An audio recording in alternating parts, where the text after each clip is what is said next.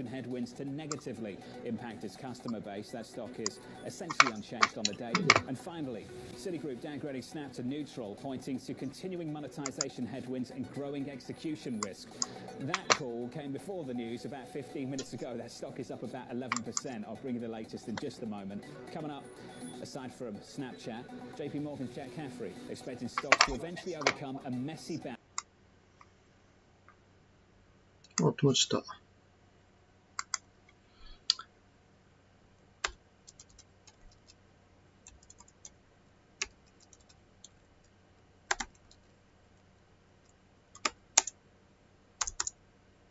こんばんは。ちょっと待ってね。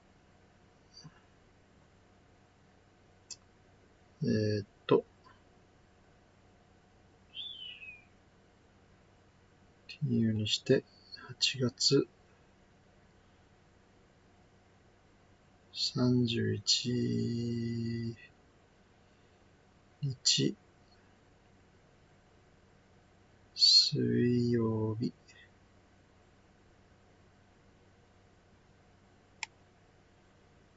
水曜の夜間日経先物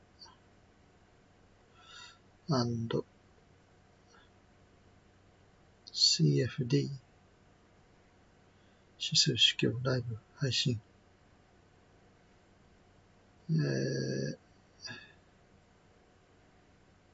NK ラディオ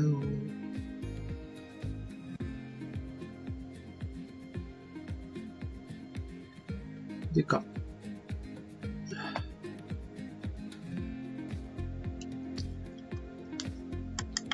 どうもどうも。見えてる？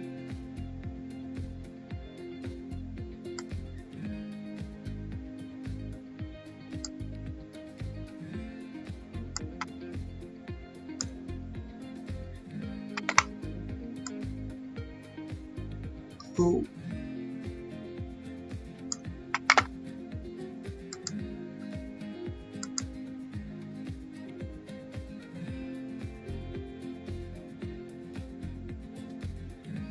どうも、こんばんは。NK ラジオ NK です。どうも。8月31日。今日で8月終わり。マジですか。今日水曜日、8月がもう終わってしまいます。ねえ、8月終わるっていうことは当たり前ですけども、明日から9月9月と言ったらもう暦は秋ですか先生。はい、ニューヨークストックエクスチェンジャー開きます。フューチャー上がってると。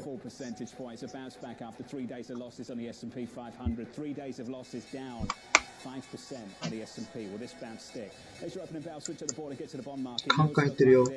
Yields higher by 2 or 3 basis points on a 10-year, 312.87 euro dollar at parity, just about negative a tenth of 1%. Sterling ユーロドルはまだパリティ。A little bit earlier this morning. Crude right now 89.66. 10年物が 3.1278。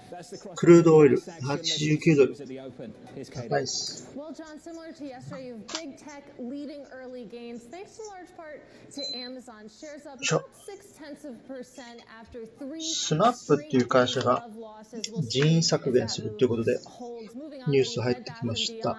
2割ぐらい。それがこれからね、多分活発になっていくんじゃないかっていうことですよね。そうするとやっぱり雇用統計もだんだん先行きの雇用統計もだんだん悪くなっていくってことでしょうか。ねえ、ジョブカツ、あとブレックファスト&ベッド、ベッド&バスか。この会社も非常になんかもうやばくて、人員削減とリストラ、経営のね、いろいろと削減して賄っていくって話ですけども、もうおしまいに近いんじゃないかと思うぐらい。でもまあ、小規模でなんか頑張るみたいなことを言ってましたけどね。どうなるんでしょうか。そういったニュースも入ってきて、先物なんか最初は下がってたんですけども、今はなんですか、ちょっとこう、持ち直してきてるんでしょうかね。よくわかんないけど。そうでもないか。Hey, John. Well, this is really just brutal. We see that year-to-date decline in the Nasdaq 100 of 23%. And I'm taking a look at one of the functions in the Bloomberg terminal, the HCP function, and the Nasdaq 100 up only 2 months this year. That's how brutal the decline has been. And of course, this month set for another decline. Now, right now, we have a little bit of a bounce back. Let's see if it sticks, because of course, the Katie's 少しのリバウンドがあって 0.71%。 The chips, the stocks under pressure in particular, supply chain constraints, demand. But of course, the big story here, yields. Yields not doing all that much today. That 2-year yield basically flat. But that's not the story on the year or the month. On the month of August, the 2-year yield is basically up 50 basis points, going from about 3%, below 3%, to about 3.45%. As yields go higher, of course, that means everything becomes more expensive. Dislocated markets have been around the Fed. That supposed Fed pivot out of the July meeting really was never in play. Well, yields reflected that pressured tech, big tech, the Nasdaq 100 down. And of course, we are going into a seasonally difficult time. I would have thought that it would have been October, the worst month, but for the Nasdaq 100, John, it is all about September. The average decline over the last 5 years has been down 0.6%. YouTube の皆さんこんばんは。MK さんこんばんは。千葉さんこんばんは。イレナさんこんばんは。ノリック555こんばんは。ノンさんこんばんは。ココナッツ大好き。秋です。こんばんは。そうだな。秋ですよね。ニミタンさんこんばんは。ということで、そうですよ。なんかもう、ちょっとね、まあ冬は冬でまたいいんだけどね、またこう、ちょっとこうブルーになるっていうかね。わかる。このおじさんでさえちょっと秋はなんとなくこうブルーになるっていう。まあでも朝涼しいっていうことはいいことだけどね。コウタロウさんどうも。ルーマールマーさんこんばんは。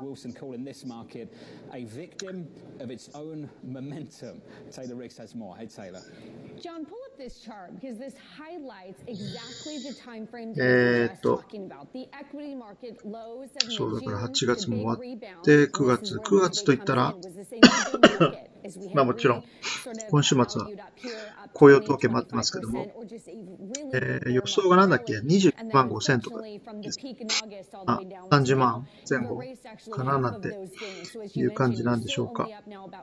トッキーさんでさんこんばんはどうも。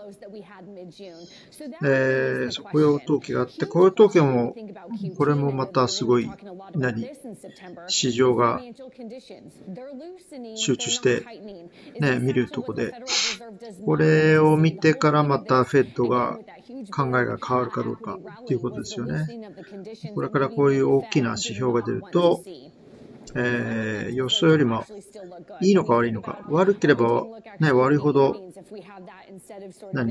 緩和方向に行くので株にとってはいい。バッドニュースがいいニュースであると。バッドニュースがグッドニュースっていう、またね。なんか前回もなんかそんな感じで聞いてましたよね。1年ぐらい前でしたっけね。バッドニュースはグッドニュース。で、グッドニュースはバッドニュースだ。あんまり指標が強いと、金利をこう上げて抑制しなきゃいけないんで、タカ派的な要因にマーケットが動いてしまうから株にとっては悪いんで売りになっちゃうっていうね。だからこれから出てくる指標はさあれですよ、じゃんけんみたいなもんでね。じゃんけんポンでもっとか思ったんだけど、じゃんけんポンあっち向いた方だね。じゃんけんぽいでしょ。で勝っててほいで、市場はどこを向くか、あっち向いてほいやんなきゃいけない。でしょ。ね。指標が強いから、じゃあ売りって思って売ったら市場がどうするかだね。それで市場が勝ったら自分が負けちゃうから、あっち向いてほいみたいな感じ。わかるそれ。やってらんないよ、そんなこと。でしょ。ベルトリさんどうもこんばんは。ご無沙汰してます。だからね、もう本当これから出てくるね、指標はね、大変ですよ。先生。いいんだか悪いんだか。ちょっと待って。強いんだ今。弱い。よくわかんない。そうか。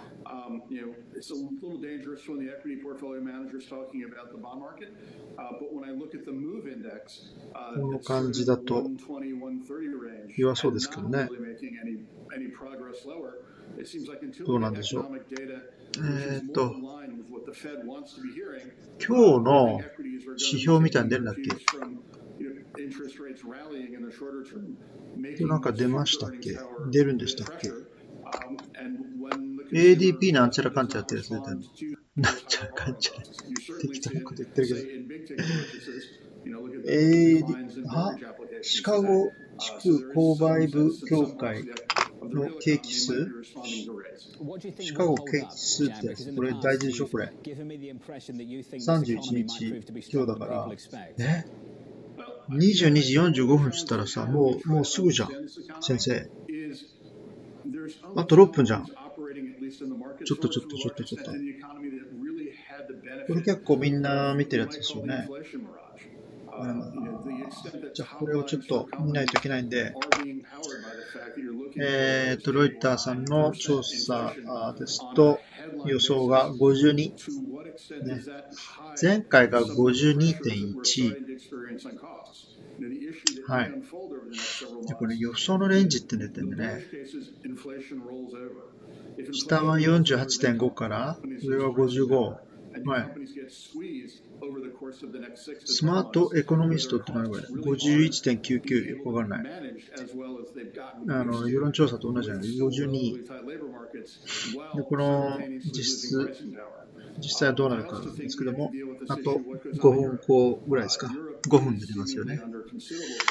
これがだから何？これでちょっとジャンケポはあっち向いてほいやるのか。52が予想ならどう出ればいいんだ。もし株を売るとしたら高い数字が出ればいいんだね。はい。だから53とか54とか出れば成り行きで売ればいいわけ。本当かよ。こういうことやらなきゃいけないんだよ。これから。でしょ？いや、いちいちそんなことやらなくてもいいって。そうなんだけどね。そんなんで取引しなくてもいいって。それもそうなんだけどさ。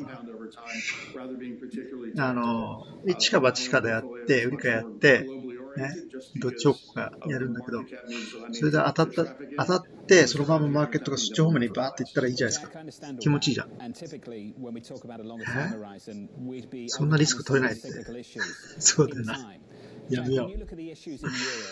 The phrase that I'm hearing more of, the words I'm hearing more of, is that this won't just be a one-time thing. You might have 5 winters of this, maybe even more. Listening to the Belgian Prime Minister あと4分ぐらいですか。last week or so, the Shell CEO said we need to face reality that this isn't going to be done and dusted with just this winter. Jack, how are you factoring that into your thinking about a longer time horizon, but ultimately a longer time horizon? これ今見てるのがミニです。はい。どうなのこれ。上に行くのこれ。15分足で見てますこれ。これで見ると、ここでほらもう下に足つけてるから、もう上に行くしかないじゃないですか。ね。あちびてさん、どうもこんばんは。どういう結果に出るのか、ちょっとわかりませんけども、まあそこそこ影響力のある指標ですので、どうしようか。どこにつけてくる？これにいいか。これだからね。これがだから、予想が52なんで、これより高いか低いか。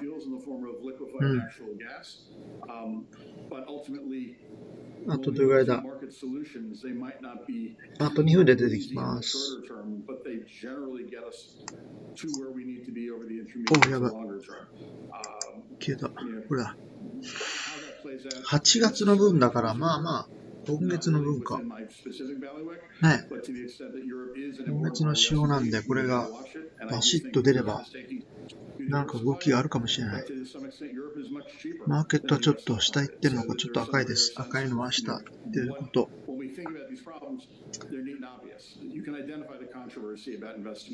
緊張するな、これ。1分半。Interesting. Jack Caffrey of JP Morgan. Jack, awesome to catch up with you, sir, as always. About 12 minutes into this one, equities bounced back just 0.25% on the S&P 500. On the Nasdaq, up by 0.6%. Long conversation シカゴ地区購買部協会景気指数ってやつです。はあ、長いね。To the European story on both the FX side of things and in terms of the performance of the economy and what it means for revenue, for profit. Coming up, Europe has a big problem. あと1分ぐらいか。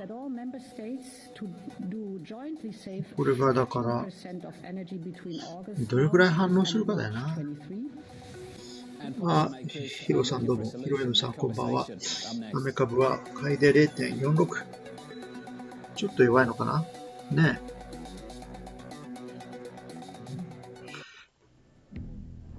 え。At Bloomberg, we believe in the power of ideas. That's why we launched Bloomberg New Economy Catalyst. あと20秒。 It's a community of global 上 leaders 行っ and てるし、 innovators 先物が。 who are blazing new trails to どういうこと？ transform business and government. This platform will help them share their ideas with the world and provide access to the resources they need to bring them to life. Bold thinking, 強いと思ってんのか。 breakthrough action. Bloomberg New Economy Catalyst. ねえ。ポン。50。まだ出てこない。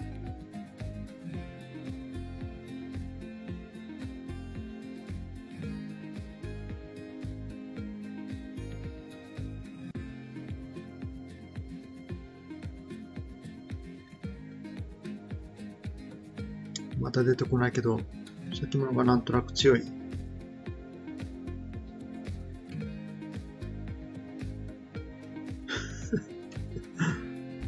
出てきません。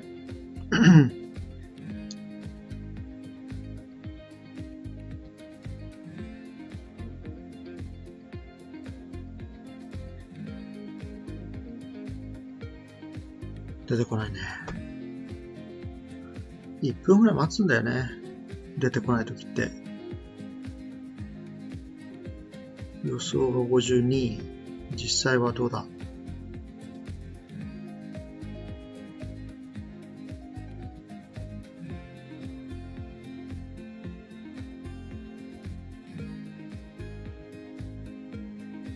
なんかでも先物が結構上行ってるから、数字悪いの？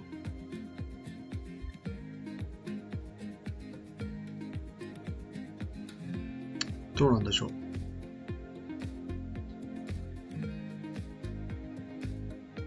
出ないし。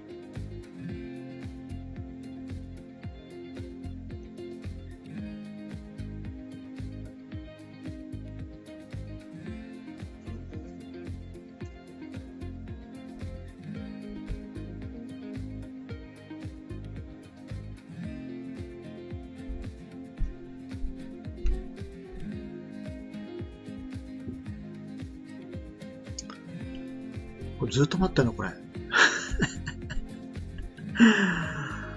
番組が進まないんですけど、先生。まあでもすごい先物が上行ってるから、何なの？弱いってこと？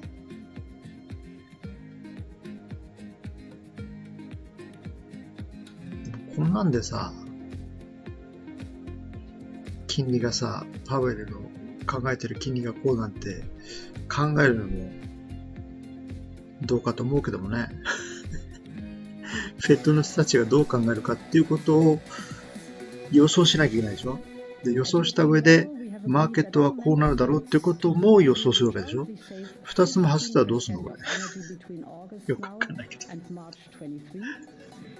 The second pillar is we need to diversify away from Russian fossil fuels to rely on resources, mainly also to fill our storages. And here's good news. We have reached now an average in the European Union. でもなんか先物が結構いっちゃってるからね。大口さんはリアルタイムで把握できるんですか？大口さん？何？どういう意味？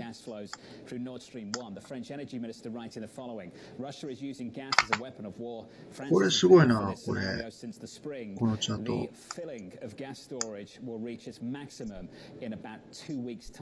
ちょっと行き過ぎてんな、これ。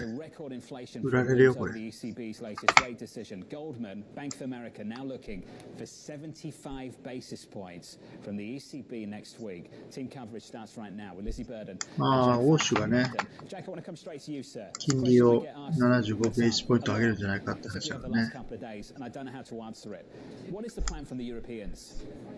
ぐらいやな。あれか。11時に出るのか。大口さんはリアルタイムでどういうこと？投資家、機関投資家とか、ヘッジファンドとか。はい。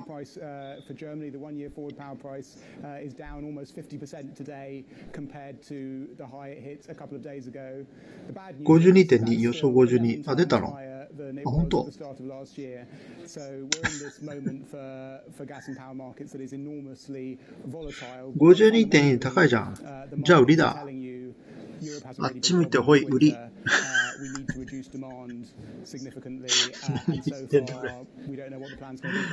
売りとか言って、でもなんかしつこく高く推移してますけど。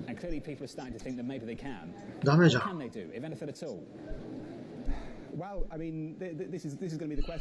でもこのラージの売買動向を見ると455倍売り越し、さっきはね、なんか600枚、700枚とか売り越しだったんで、これちょっと買いが入ってる。ミニが5536枚売り越し、まあ500枚ぐらい、550枚。そうするとミニと合わせて1100枚ぐらい売り越しです。はい。でもなんか先物が高くなってるから、どうしたのっていう。これをだから30分足にすると、ほら、この感じ。これだと上に出てきそうだね、これね。あらま。上に出てきそうですけど。Yeah, Bank of America and Goldman Sachs joining Danske Bank in the prediction of 75 basis points next week. It's not just because of this inflation print, although 来週から ECB は75ベースポイントの利上げ予想。Which is despite oil prices falling in August, which means it's broad-based, which means it's more likely to last. 変だな、この動き。Because of all this hawkish commentary we've had out of the ECB. You've had 6 members of the governing council now saying that a move bigger than a half point needs to be considered. So money markets are seeing a 60% chance of a 75 basis point hike. あ、アメリカが買いが増えた。0.6に。今日あれじゃないの？年金の利じゃなかったっけ？ちゃったっけ？ stocks to front load the hikes, get 年 on 金 top よ of り inflation expectations, and avoid being 日本 unnecessarily 日金じゃ brutal ないや、なん as だっけ、Rob Ulrich put it SMBC じゃなく later. て、Lizzie Burden, thank you. MSCI は日本株は今日買いだったよね。だから、すごい、終日堅調だったよね、日本株。普通なんか変な波乱要因があるんですけど、普通にあれは寄り付きから買って引きで売ったら儲かってたっていう、なんか、すごいオーソドックスに、教科書通りに動いたって感じ。たまにね、全然、リバランスの日って買いかなと思って買うと、めちゃくちゃ下がったりするときもあるんですよ。何これっていう。変な騙しじゃないかみたいな。そういうのも気をつけなきゃいけないんで、今日すごい躊躇して見てたんですけども、そしたら何のこともない。寄り付きからどんどん上に上がっていって、で最後にはもうね、現物引けではもうマーケットがね、すごい上がりましたもんね。ピューンっつって。何よこれ。こんな簡単な相場だったのっていう。MSCI リバランスマイナス 8.1 億ドル。そうなんだ。ケイララさん、こんばんは、どうも。You can have policy intervention on the fiscal side if the bond market's wide open. Back in spring 2020, in a world of low rates, QE, and low inflation, どうなってんのこれも。in a world of high rates, QT, and high inflation, that bond market is で、 not as 雲 wide が open. And if こ you're っ worried ちの about 方 the に行って deficit る in か the ら、 UK right この now, ま there's ま two です ways と、 you can 本当は attract こう行くんだ international よね。 investors. やっぱり One, 右肩上がりの方 rates に up, gilt yields have to 行 go higher. くはずなんですけ Or ど two, currency has も to、depreciate, or あんまりなんか意 both. 味が And ない that's の the かな。 risk that this starts to feed on itself, and that's the risk people are starting to 指 talk 標が about in a 強 big かった way 分、 in the UK.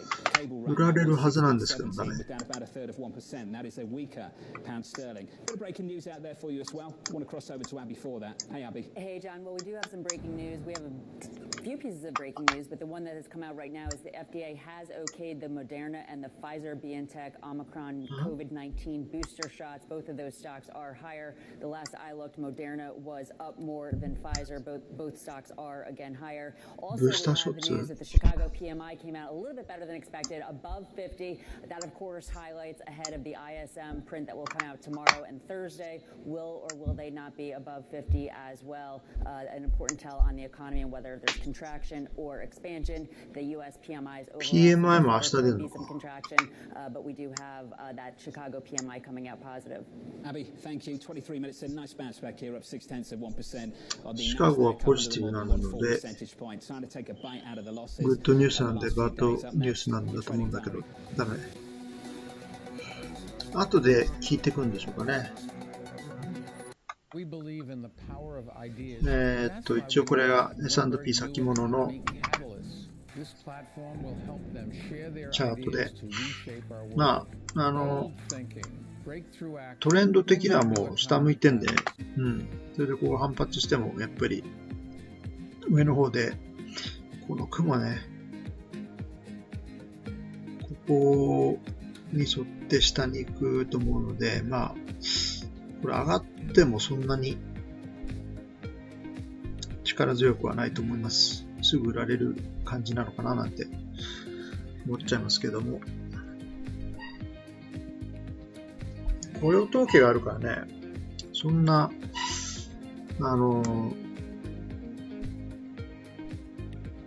アグレッシブに買うような状況じゃないと思うんですけども、はい、ほら、そうやってきた。よし。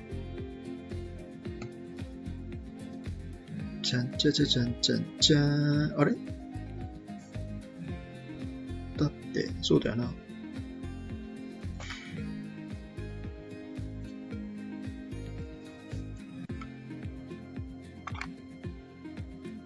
引けで日本株1兆億円できてた。そっか。すごい。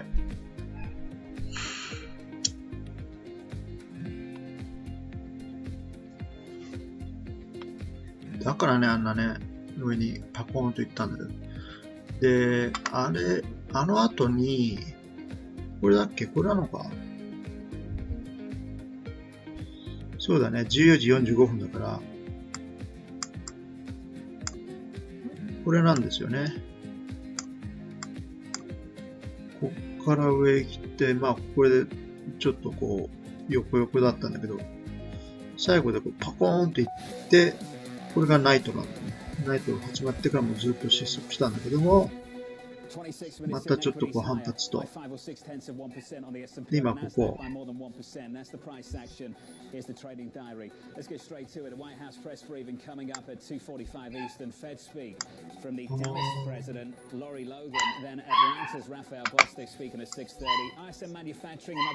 犬が忙しい。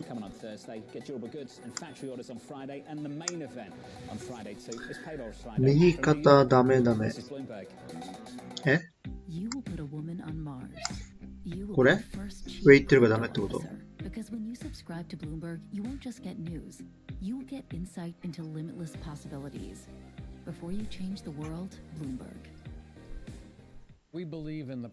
まあでもね、わかんないですよ。じゃあこれをトピックスで見るとどうなるかっていうと、これがね、じゃん。トピックス。しかも、下があれで、こうですから、トピックスの場合は。そうすると、そんなに入ってないから、このままですと、多分、下に抜けるかなと思いますけどね。でしかも、そんなについていってないんで、これが気になるよね。1951の下、赤くなってます。これ、スペースの皆様、ちょっと注目なんですけど、ここ。1951、トピックスの先物です。すごいっていうか、まあ、売り越しがちょっとこう溜まってるんで、だから1951割ってくるとちょっと危うい相場になってくるという感じです。はい。だから今日もだから、1日かけての売りが、ね、発注されると思いますよね。MSCI のリバランスでね。だから、引けが特に、引けで多分、ストライク決まってると思いますんで、ベンチマークが。そうすると、引けに向けて、売りが入ってくると。だからまあ徐々にこう、上値が抑えられていくのかなと思っております。はい。ただ、トピックスはですね、意外と堅調なんですよ。98枚買い越しです、これ。だから、トピックスとかが、これ今、買い越しだから、マイナスとかに行けば、まあ日経もそれなりに動くと思います。見てこの動き。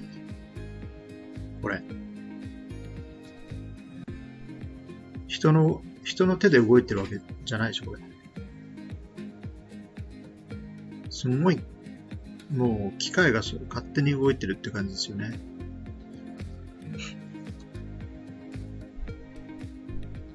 こんなんでどうやってトレードするのって感じで。本当に。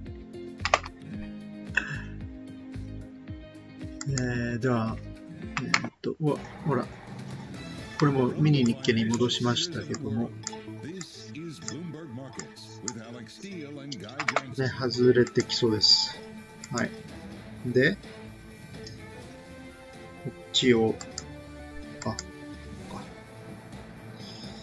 ミニに戻して、比べると、6976枚売り越し、690枚、ほとんど700枚売り越しで、ラージの方が400枚。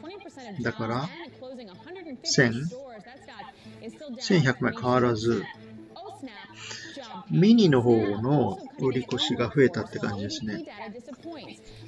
で、ラージはそんなに影響ないって感じ。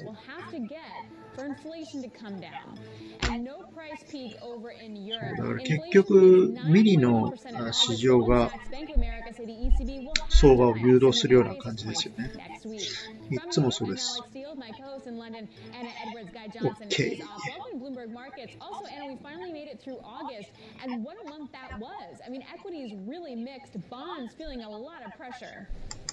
Yeah, absolutely. I understand it is the last day of the meteorological summer today, which is just too depressing, so I'm not going to think about that. But you've covered it all in the headline stories you just mentioned there, Alex, in terms of the day.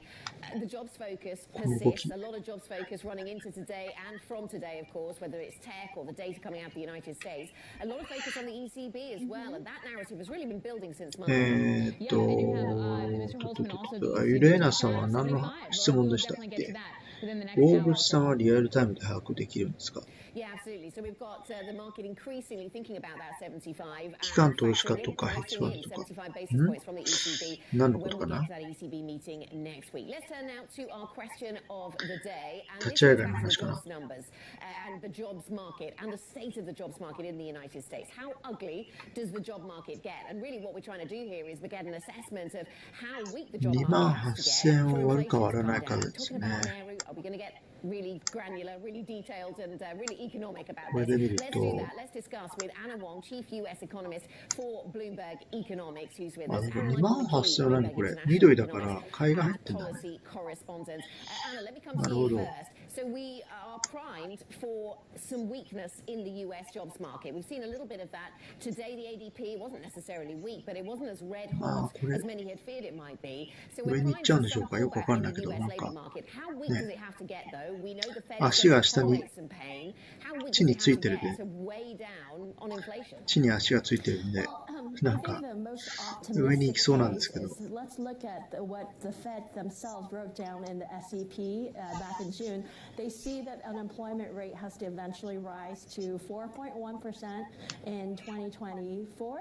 So that's about 1 million job losses from today's number. So that's the optimistic case. But our team is 引けにかけて売りが多分来ると思いますから、そんなに上には行かれないはずです。はい。まずは、なんだっけ。あれか。立ち上がりの話。だから、ちょっと思ったんですけども、マーケットはちょっとこうやって動いてるけど、いいですか？まずこれをこうして、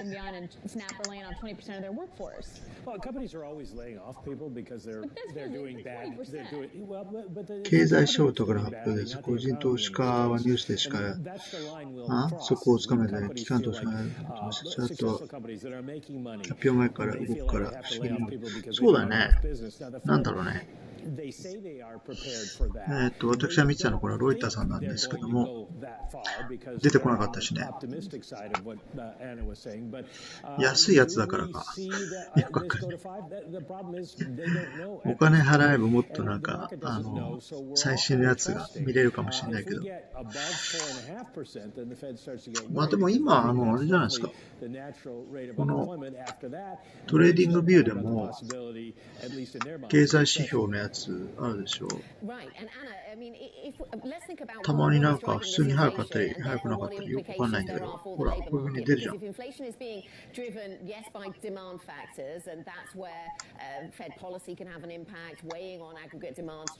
らシカゴ出てるでしょ、こうやって。こっちの方が早かったかもしれないね。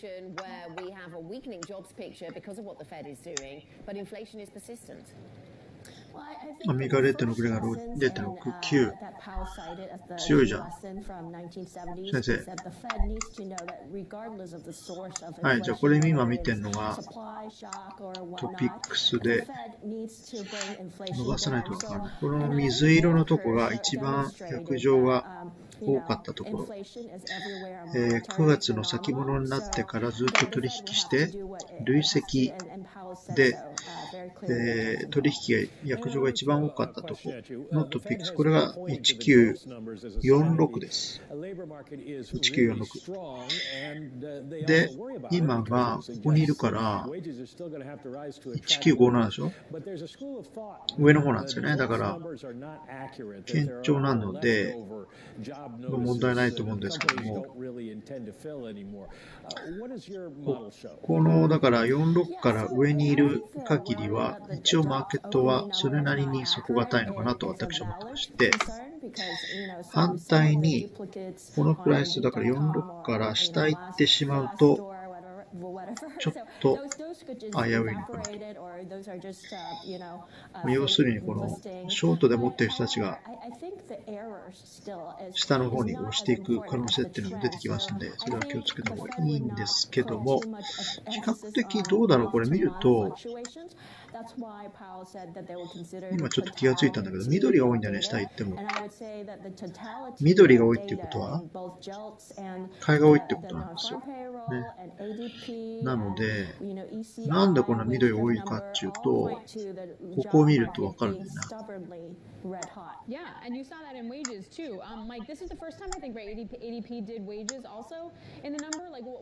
ここにいたときに、すごい買いが入ってきたんだよね。前、日本株じゃない、先物に買いが結構入って、外資の買いが入って相場を支えたっていうのが、多分こっからが多いと思うんですよ。で、こういう動きになったんだけど、その時の出だしがこの辺なので、その分緑が多いんだよね。だからオファー取っていってるのが分かんない。っていうことは、46割っても割ったところも結構強いんだよね。その46を割ってひたすらもっと下がらないとなかなかそのトピックスは下がらないっていうのが確かなんです。でも先物主導なんで、先物だからあとはもう売ってくる、買ったとこ売ってくるやつがっていうか、その解消みたいな感じで売ってくるときはどうなのかなと、どんどん下がっていくのか、それちょっとわかんないけど、なんか新聞に書いてありましたよね。先物主導で上がったんで下がりもそれなりに早いみたいな。いきなり 0.46 アメリカ株、そんなにあれなの？急に変わったりするのこれ。0.62 から 0.69 に上がって、ああ買われてんだと思ったらいきなり 0.45 にガタッと下がる。すごいね。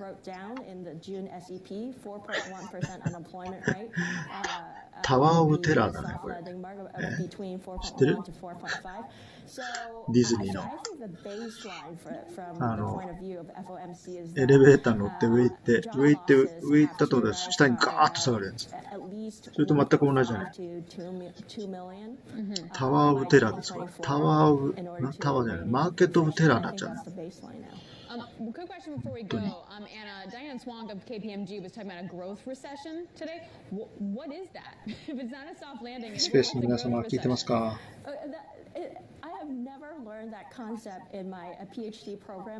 いきなりここで降る。そうだ、ノートの写真気がつきました、今週の。一応ベアマーケットなんで、クマの写真つけたんだけど。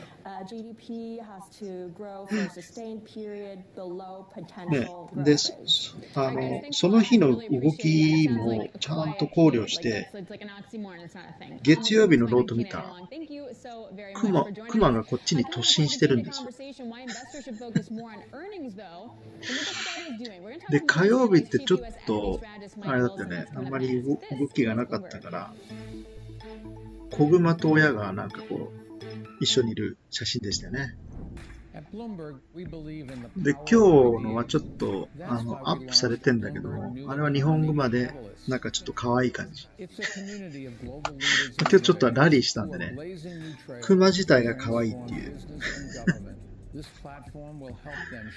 で、相場がこれさらに上に行くことになったら、明日はパンダになりますから。愛嬌のあるクマ、パンダになっちゃうっていう。ね、そこまで私は考えて、写真を選んでますからね。相場の状況次第、写真が変わってくるっていう。すごい配慮してる。はい。そんな中、相場どうなのこれ。だから結局このトピックスっていうのはこの46より上行ってると、まあそこ底堅い。うん。で、これ、上の方もこれ、緑でしょ？だから買いが多いんだよね。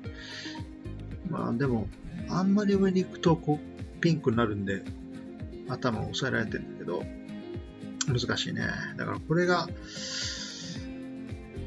本格的に売られるとしたら、ここなんだよ。だから、薄いとこ、下の。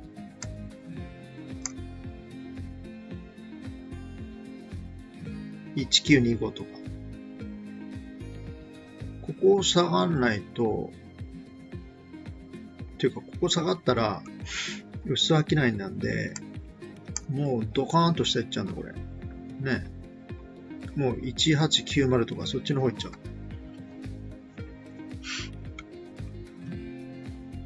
まあだからだから雇用統計がめちゃくちゃ強かったらここまで行っちゃうんじゃないのなんて思っちゃうんですけど。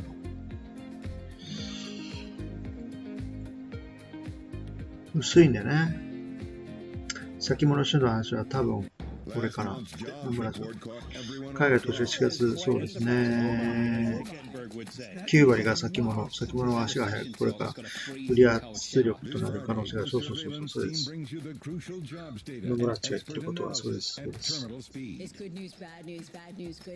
で、8月とか9月、8月は特に、その、薄商いの現物がね、そうなってるんで、先物を動かせばそれなりに動くらしい。だから仕掛け的な動きで相場を動きやすいということを考えると、やっぱり CTA とかが動いてんじゃないかっていうこと。そう。だからまあ、トピックス中心になんか動かしてきたのかなと思いますし、あと、ミニを見ると、ミニもね、これずっと緑なんですよ、上の方。だから、ミニ手動でも、上に持ってってる感じなんですよね。で、唯一、売りが多いのが、ラージなんですよ。そう。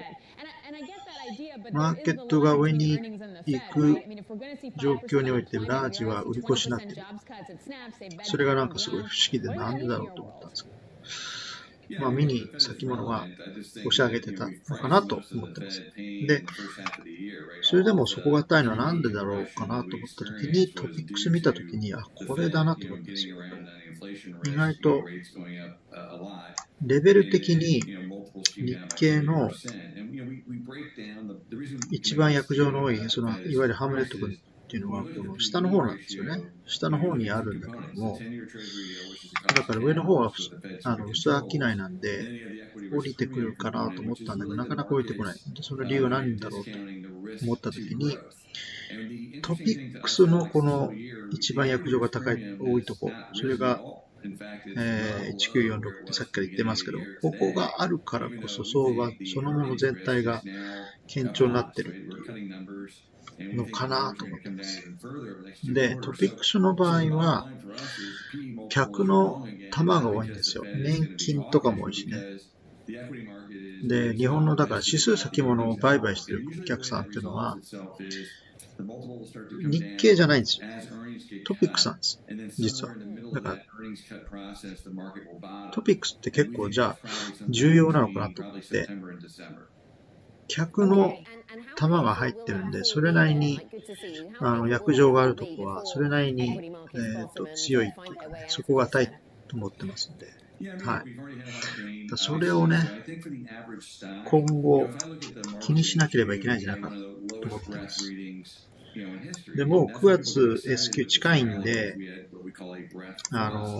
12月先物からこれからトピックスの先物を売買動向とかで調べていこうかなと思ってます。で、トピックス先物と日経と比べたりなんかして、結局は NT 倍率の話になってくると思うんですけども、それでも面白いと思うんですよね。だから、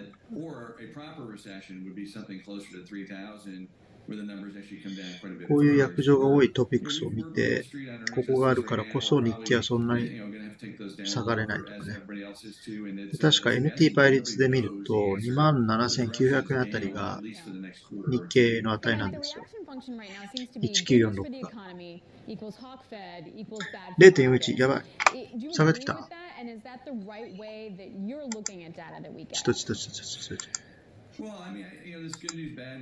戻しますけど。先生、下がってきたじゃん。青。この辺だったよね。70円ぐらい下がったね。よし。よし。よしじゃないや。まあそういうことだよな。そういうことですよ。はい。それで、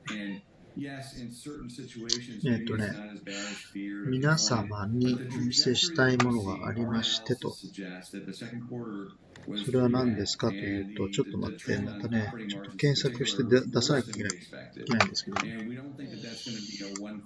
代償では出るんですけどね、ちょっと、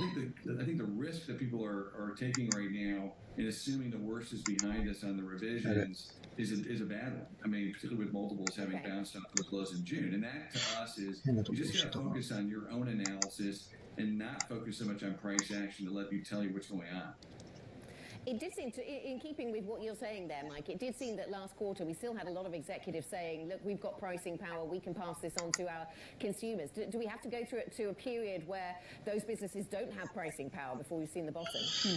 ちょっと待ってね。Yeah, I mean, I think the bottom line is some businesses absolutely have pricing power, okay, but it's a small minority of businesses, and unfortunately, the companies that will last enough. Okay, that's the reality of it. When at turning points, major turning points like we're in right now, I find that company management teams tend to be not very good forecasters, right? It's not what they do for a living. I mean, that's what we do for a living.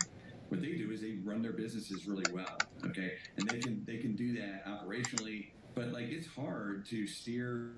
It's easy for me to forecast the future and say, okay, here's what's going to happen. But running a business is much more challenging because I got to make real decisions about hiring, investing. So I'm not saying that pejoratively as if management teams don't know what they're doing. I'm just saying it's very hard to forecast a major downturn. Okay, when you got to invest in business and then you have to make a decision: am I going to invest through this or am I going to try and be tactical? It's very complex. It's very complex. Hey, Mike, on a granular basis, if I just look at the last month, energy in the S&P up 1.8%, tech down 5%. What do you do with those two sectors now as we head into the last couple months of the year?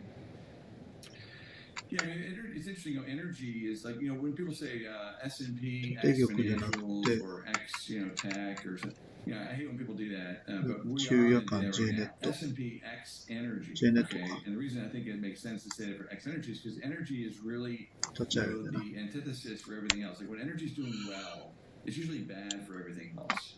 And so if you look at the earnings estimates and you look at the trajectory of what's happened this year, energy's been a big outperformer both in terms of earnings results and in terms of stock prices. That's not necessarily a good thing for overall earnings power and for economic growth and for the overall market. And so I think we're going to continue to see this divergence, where energy continues to probably do relatively better. Technology, I think, is diametrically opposed to that because it's bad for the economy. Same thing for consumer discretionary. So that's how we're set up. I mean, we're actually neutral on energy, but we're taking some individual stock bets, but we're underweight the cyclical parts of tech and consumer discretionary on this idea that energy prices and inflation are going to remain, elevated. Yeah, we've seen those two diametrically opposing just today's session here in Europe. これが立ち上がりなんだけど、スペースの人は、これ聞いていただければ。これプライスだからね、これ見て。あらら。この立ち上がりっていうのは、トピックスのものを見てまして、今日の、リバランスとか多分トピックス型が多いと思うんですよ。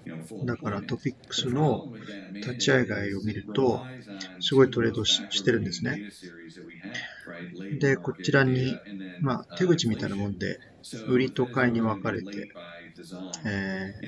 業者の名前がずらっと並んでますけども、買いが一番多くて、これがシティグループ、ね、4679枚。で次がゴールドマン2300枚。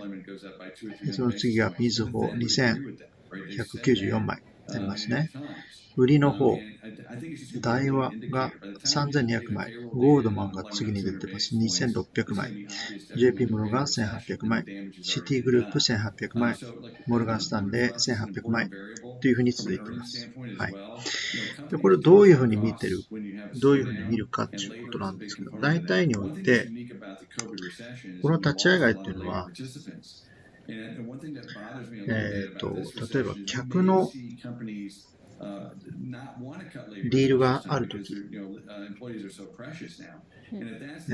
EFP っていうマーケットがあるんですけども、そういうところで取引があったときに、取引成立して先物をクロスする場合があります。っていうか、先物を絶対クロスしなきゃいけないんですけども、その時立ち上がり使うんで、その時に、その立ち上がり市場を見ると、こういう風な取引があったんだなっていうのがこれでわかるんですね。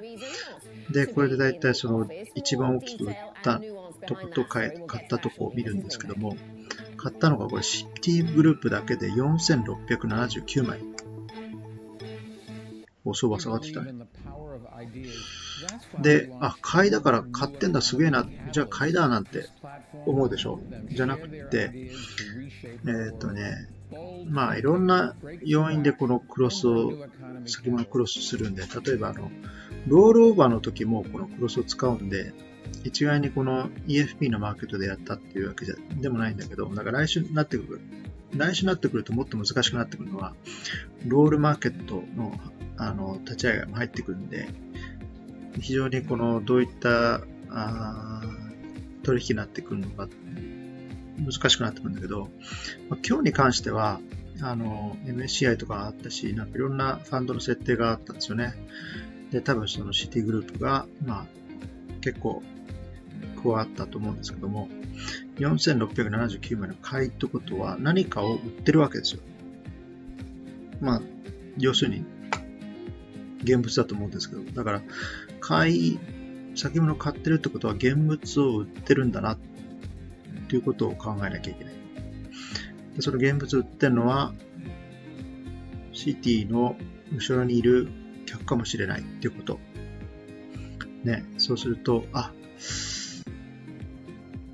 トピックス型の指数を客が売りたくて、でもインパクトを抑えるために EFP を通してシティグループと取引したんじゃないかとかいう仮説ができるわけですよ。それで、このシティグループ買いですけども、売り方を見るとカウンターパーティー、つまり相手方が売りになってるわけですよね。そうすると、4679枚に対して買ってるとこはどこかというと、一番多いのがこれ台湾産なんで台湾なんでしょう。で、その中に自分もいます。シティグループ。1800枚。1800枚と3200枚。これだけで4000の5000枚近い。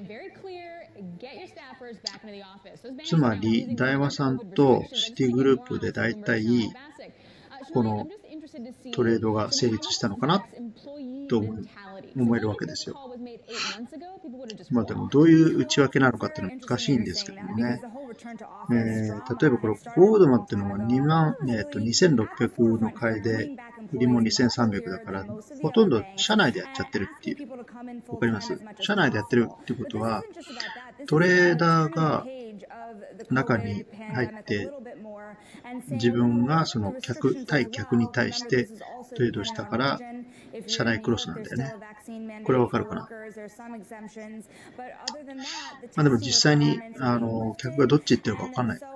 ただシティブックグループも買ってゴールドマンをこっち買ってるってことは、客はどっちかって言えば同じようなね方向どうせ行ってるんでしょっていう仮説ができるから売りなんでしょうね。そうすると外国人が売ってこの大和さんがこの先物売りっていうことは現物使ってるってことは外国人が売って日系の国内の日系の人たちは買ってるのかななんていう仮説もできるわけですよね。外国人が売ってるってことはそれなりにインパクトがあるんで、じゃあトピックスそのものが来週ぐらいからちょっと弱くなってくるんじゃないかなっていうことも考えられるわけだね。そうするとそれこそこのいつも踏ん張ってるこの1946なかなか下行かないんだけども、来週あたり1946行く可能性も出てくる。でしかもこの1951でかなり売りが入ってるんだけど、ここもなかなか売られない、なかなかこの相場そこまでいかないのは躊躇しているっていうのは、この50割ったらちょっとやばいんじゃないかっていうふうに相場自体が思ってるんじゃないかと。っていうことはそのうちこっちの方に行くんじゃないかっていうふうに私は思うんですけど、だからそういうふうに考えるんですよね。だから立ち会い外を見て手口を見て、例えば今日の手口見てください。トピックス今日の手口を見ます。いいですか？そうするとトピックス先物、基金先物を見ます。そうするともう上がさ、いつも通りのアーモノとソシエテジェネラルでね、いますよね。で、その次はだからバークレーズ、ゴールドマン、サスケの花、買いの方見てますけども、バンカーメモルガンスタンレー、JP モルガン、BNP パリバン、ずっと見るとシティがさ、いるんだけども、買いが600枚で、売りが220枚で、なんだ？だから、手口で見ると、シティって何もやってないんじゃないかと思うでしょ。手口では何もやってないんですよ。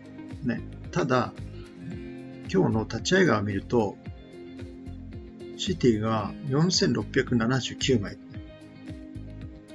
しかもこれ客のディールだから、それなりに大きな玉を動かしてるなって、ここでわかるわけですよね。で、買いなので、現物は売りなのかなってここでわかりますよね。そうすると、客が現物売ってるんじゃないかという仮説がつく。そうすると相場はそのうち弱くなっていくんだなっていうのが、そこで大体わかるんじゃないかなと思います。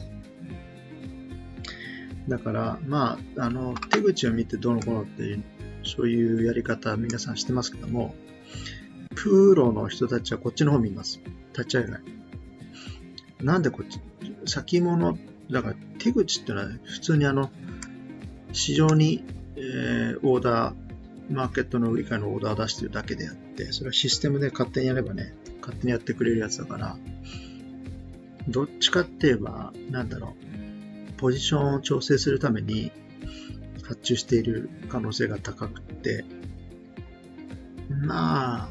もちろんその中には客注もあるんで見なきゃいけないんですけども、業者間でその証券会社同士がディールをするときに先物を使ってクロスするときは全部立ち会い外なんで、立ち会い外にでかい玉を見ると客注が入ったっていうのはこれでわかるから、これを元にノートをつけていくんですよ。そうすると相場が下がりやすいときにシティが買ってるなっていうのが分かったりするね。あるいは相場が本当に下がる前にシティが先物買って、つまり現物を客を売ってるんじゃないかっていう予想がつけるわけですよ。はい。そういうふうにノートに記載したりね、していった方が分かりやすいんじゃないかと思いますけど。なぜなら、証券会社のセールズ営業マンはこういうのを見てお客さんとお話ししてるからです。はい。パチパチパチパチパチパチ。分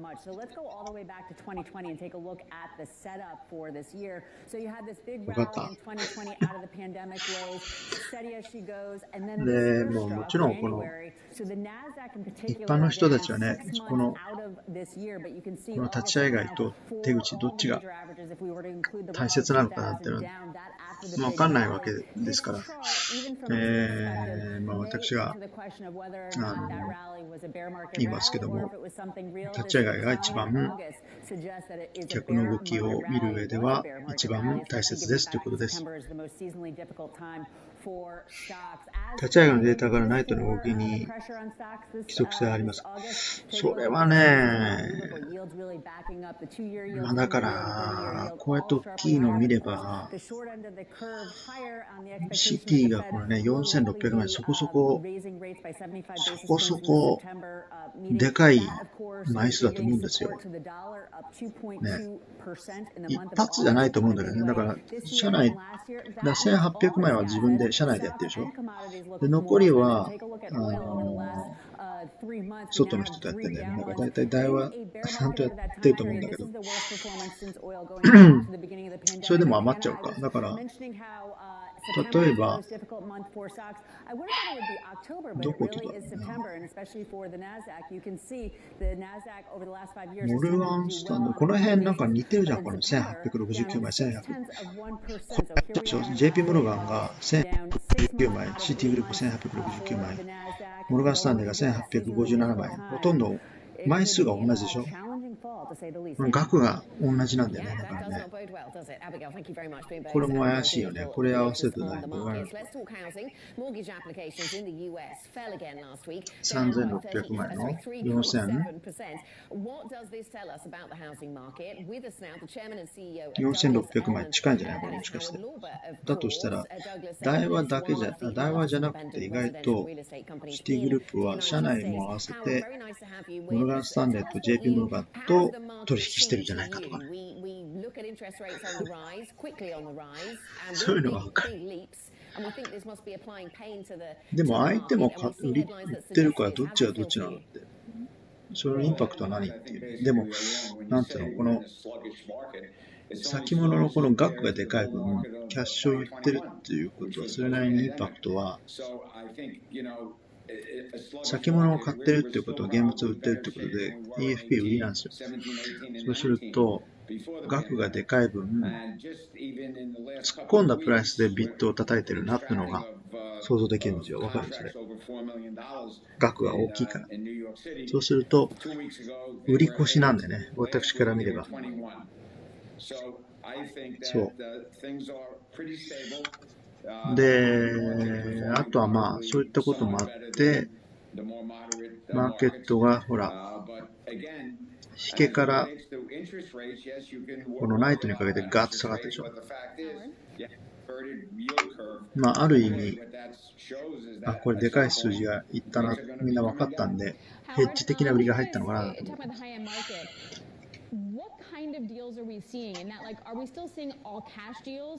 シティはプット27,500を2000枚新規クロスしてる。このさ、でもさ、27,500円のストライクのプットって2000枚あるとしたら、もう一つ他にストライクがあるんじゃないかと思うんですよ。ないかな。まあ逆中だったらそれぐらいなくはないと思うんですけども、大体においてそのオプションはスプレッドで取引されるんで、フットスプレッドとかだと思うんですよね。だから 27,500 円のストライクのプットがあるとしたら、例えば26,000円がどっかにあるとかね、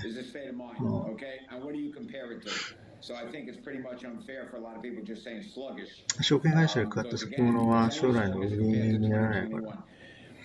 これはだから、シティは何？証券会社が買った先。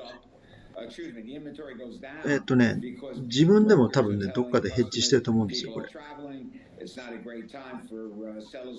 そう。だから、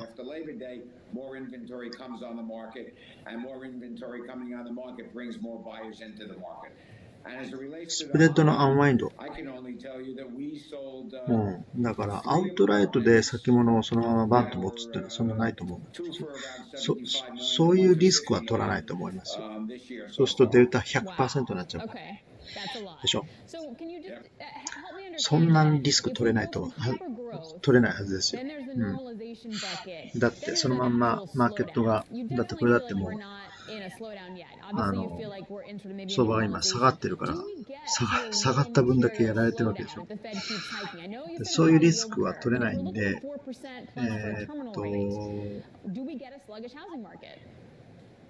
このポジションに対してヘッジだから反対のポジションがどっかにあるはず。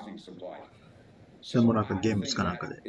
現物か、例えば、それこそミニ先物だったりするかもしれませんね。わかんないけど。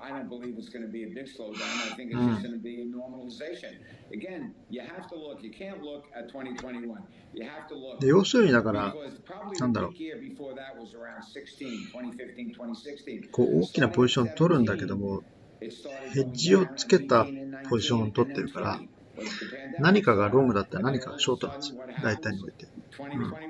で、その鞘をトレードしてる。ね。そのスプレッドをトレードしてるから。だからマーケットのインパクトっていうのはそんなないやつ。そう。ただ、相手が客中ですと、客はそれなりにアウトライトでやってると思いますんで、その動きだよね。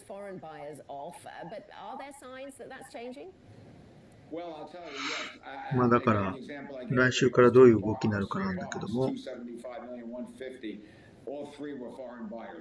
わかんないけど、まあ来週ね、マーケットがドカーンと下がったら、やっぱりシティがね、あれやったからね、みたいな話になるわけですよ。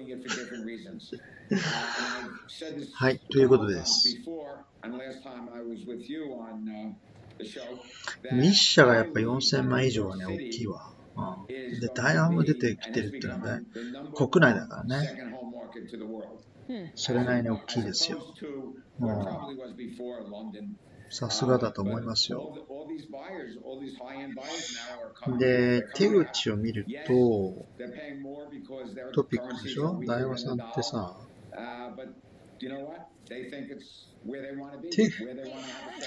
手口を見るとさ、トピックス大和さんがさ、売りが何 ?900 枚買いが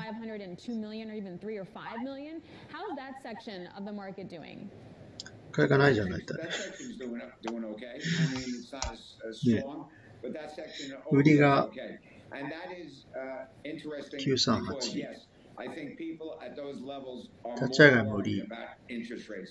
だからまあ余った分は市場でこう徐々に発注していったとか、そういうのもあるかもしれませんしね。そう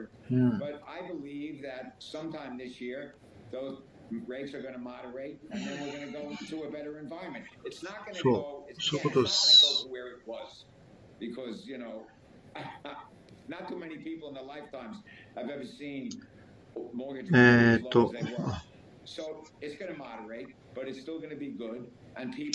23時40分。もうそろそろで。真夜中じゃん。最後に一つ。これ、これもともとトピックス見てたんだね。はい。すみません。で、これはあれか。日経のミニだから、トピックスにして、これを見ると、120枚売り越しになったトピックスが。さっきまでなんかね、買い越しだったんですよ、これ。だから売りに変わってるんで、今夜が見ものですよね。明日の朝起きたら、このどうなってるかわかんないけど、19だから40だけだから1950割ってるかもしれませんしね。そうすると次はまたトピックスのハムレット君をトレードするんじゃないかみたいな、そ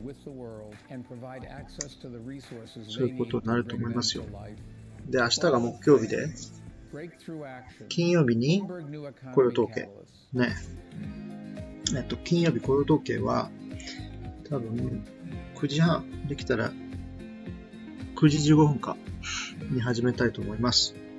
で、皆さんで雇用統計の数字をね、見ましょう。どういう数字になるか。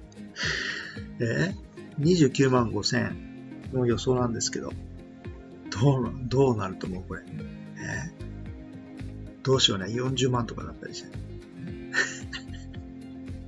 40万とか50万とかいう数字が出たらもうバコーンと下がるんだろうね、これね。すごいね。その反対も考えるとすごいよね。だから29万じゃなくて20万とかどうです？結果。だから30万の予想に対して20万。すごいね。ものすごい下がった。あ、利上げねえんじゃねえかみたいな。そうするとマーケットがドバーッと上がるっていう。なんかもう、超嫌だよね。こういうのって。指標でもう変わっちゃうっていう。そういう相場になってきちゃうっていう。だからやりづらいんで、もう、様子見で、結果が出て、マーケットが荒れた後、落ち着いて、トレードするっていう方が一番いいよね。じゃないと、捕まって、ドツボにはまったらもうなんかもう一生戻れないみたいなことになっちゃうかもしれないんで、気をつけましょうということです。で、最後にちょっとお見せしたいチャートがあって、S&P の昨日もお見せしたその週足のやつなんですけども、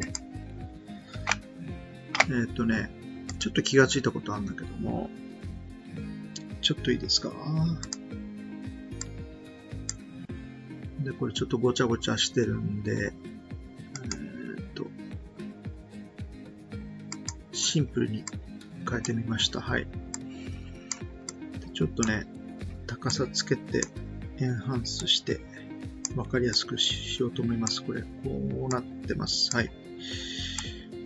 で、まあ、トレンドラインこうなってるんで、で、説明した通り、こう一回雲から下に行ってリバウンドして、雲に入ってまた反落したんですけども、と。はい。で、まあ、トレンド的にこう下行くのかなっていう感じなんだけども、ただ、やっぱり、こ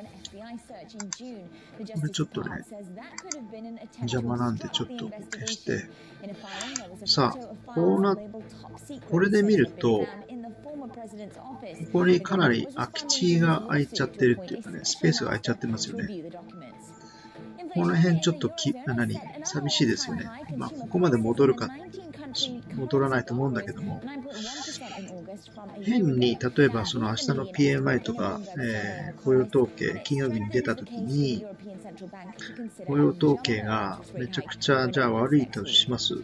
悪いとなったときは反発するんで、こっちの方に行きますよね。まあ、これ週足なんで、金曜日の指標出ても、ここからこっちに行くわけないんで、ここでどうなるかなんですけども、その来週、例えば、雇用統計がめちゃくちゃ悪かったですと。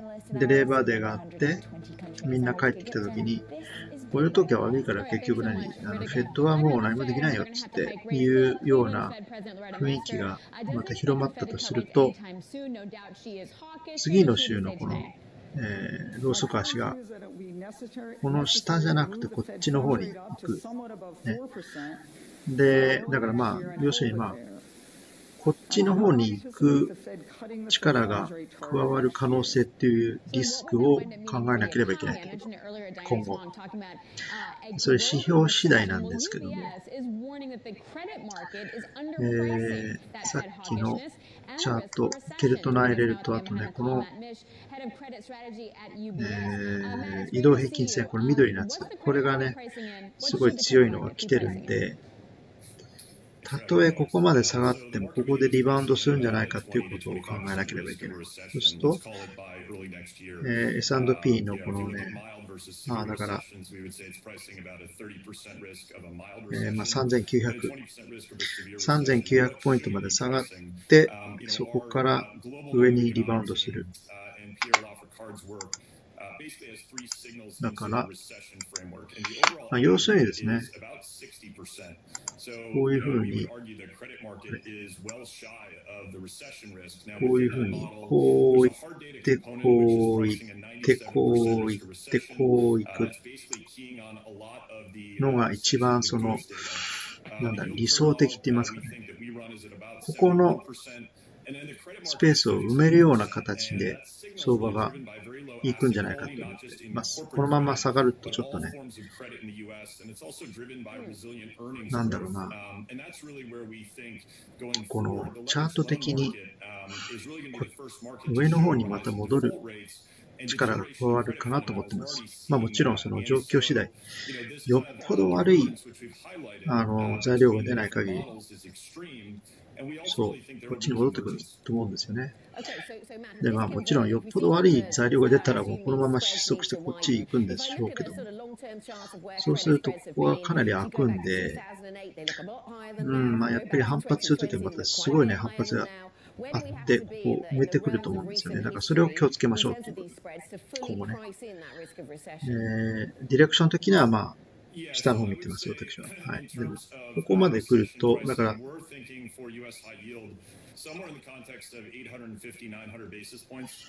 3900まで近くなると、少しは反発するような要因になってくるのかなと思いますし、あとこっち、青いバンドが下ありますよね。今度は3800台から下。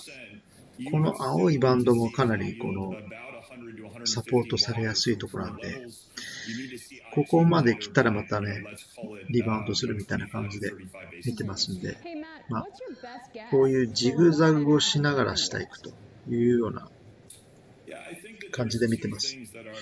昨日の夜見たときに、多分こういう動きなんだろうなーなんて思ったんで、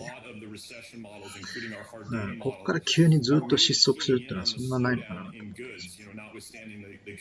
もちろん、今後のデータ次第なんですけども。はい、ということです。White House expects job number to cool off a bit. そうだね。見ました、それ。金曜日に出る指標、その雇用統計は、クールオフだから、そんなにね、強い数字じゃないってことでしょ。それが政府が言ってるっていうんですね。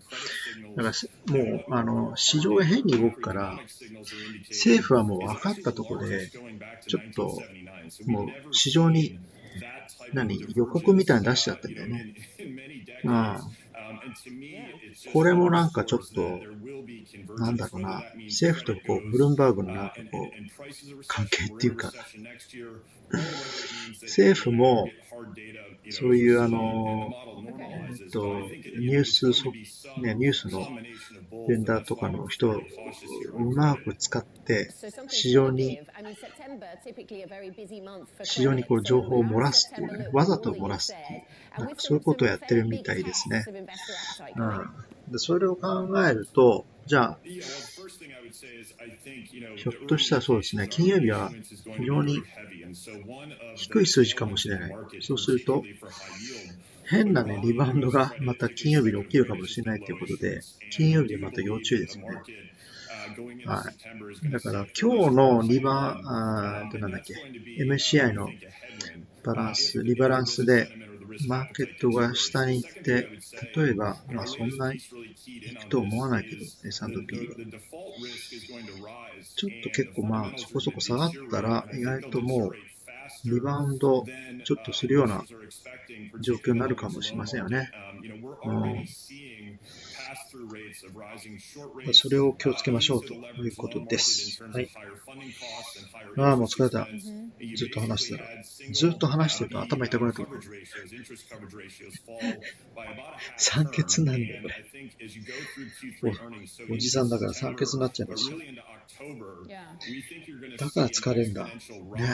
体力使いますよ、これ、本当に。ということで、おじさん疲れたんで、寝まし。喋りっぱなしだった。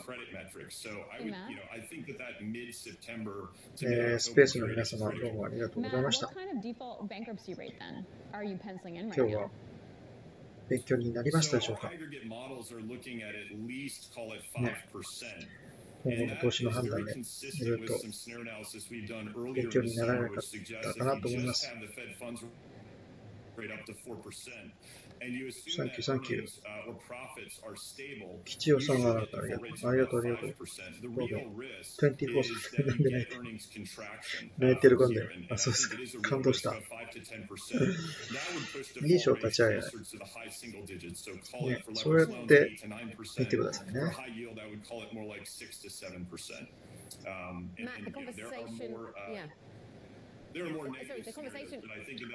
モルサさんどうもありがとうございます。なんか新しい方ですね。Focus very much on the US. I just want to get a slightly more global perspective to finish off. Any divergences between the US and European credit markets that you think we need to be aware of at this point? Yeah, I would just say that we do think that Europe is certainly cheaper, particularly the investment grade market in terms of credit spreads. So what that means is that the concerns in the marketplace around slowing growth, European recession, and obviously gas shutoff are somewhat in market. We're cautious on Europe as well. 9月になりましょう。明日から9月です。あと7分後か。早いな。お疲れ様。ありがとうございました。皆様お疲れ様でした。ブンブンハロー YouTube。かなり勉強になりました。お疲れ様でした。はい。ベイトさんありがとうございます。タマちゃんありがとうございます。サム様ありがとうございます。どうもどうもどうも。遅いのにね、お疲れ様です。皆様。はい。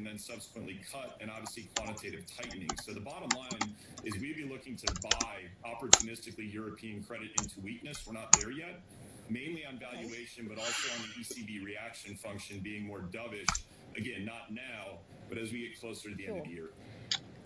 コンセンティズムさんありがとうございます。どうやって発音したらいいんだかよくわかんないですけど、コンセンティズムなんですかこれ。ゆるいなさんお疲れ様です。どうも。This platform will help them share their ideas to reshape our world. Bold thinking, breakthrough action, Bloomberg New Economy Catalyst.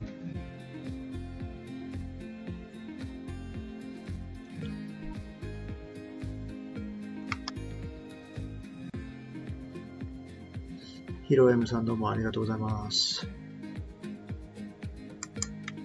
つもどうも。